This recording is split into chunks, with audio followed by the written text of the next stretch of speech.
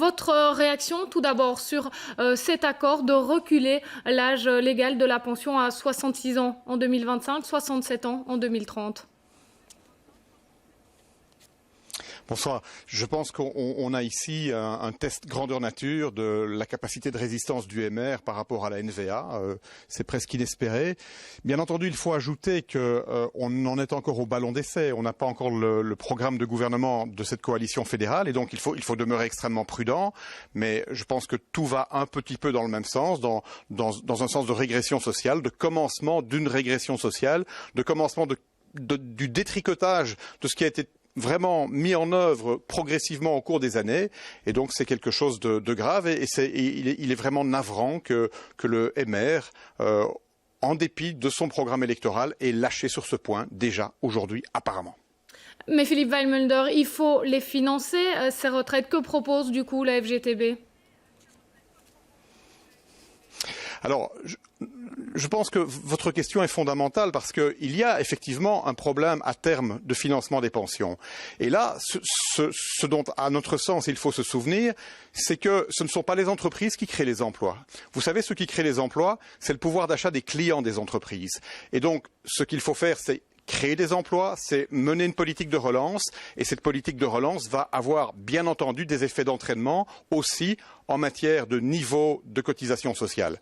Et puis, est-ce qu'il est particulièrement anormal que le coût du financement des pensions évolue. Il évolue d'ailleurs très lentement, moins d'1% par an. Donc ce sont des dépenses qui sont maîtrisables, qui sont finançables. Et il faut surtout éviter, et nous essayons que nos affiliés évitent ce piège, il faut éviter la pensée unique dans ce dossier. Il faut éviter de commencer des phrases du type « tout le monde s'accorde à dire que les pensions ne sont finançables ». Eh bien non. Tout le monde s'accorde à dire que ce n'est pas vrai, ça c'est la pensée unique. Les pensions sont finançables aujourd'hui dans ce pays, c'est une question de volonté politique. Autre mesure adoptée, celle de proposer aux chômeurs longue durée 2 demi-jours de travail d'intérêt collectif. Ceux qui acceptent ne seraient pas touchés par la dégressivité des allocations. C'est une bonne mesure, ça, selon vous ? Je suis désolé de devoir dire que non, ce n'est pas une bonne mesure.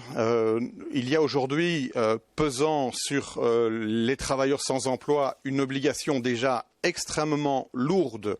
Ils doivent non seulement être disponibles au sens passif du terme, c'est-à-dire ne pas refuser un emploi qu'on leur propose, mais ils doivent aussi, vous le savez, être actifs. Ils doivent être dans une disponibilité active et montrer qu'ils recherchent un emploi. Alors ça occupe déjà véritablement les journées et le temps de ceux qui n'ont pas la chance d'avoir un emploi. Et donc, ajouter maintenant, partir dans une autre direction, est-ce que ça veut dire qu'on a pris définitivement l'option qu'il n'y aurait pas d'emploi? Je n'en sais rien. En tout cas, ça ne nous paraît pas jouable et c'est encore une espèce de coup de canif dans le régime assurantiel du chômage. On est de plus en plus parti vers un régime assistentiel. On va faire des enquêtes de revenus. Vous allez voir, tout ça va arriver. Ce n'est pas bon et ce n'est surtout pas conforme à ce que nous avons construit pas à pas comme sécurité sociale dans notre pays.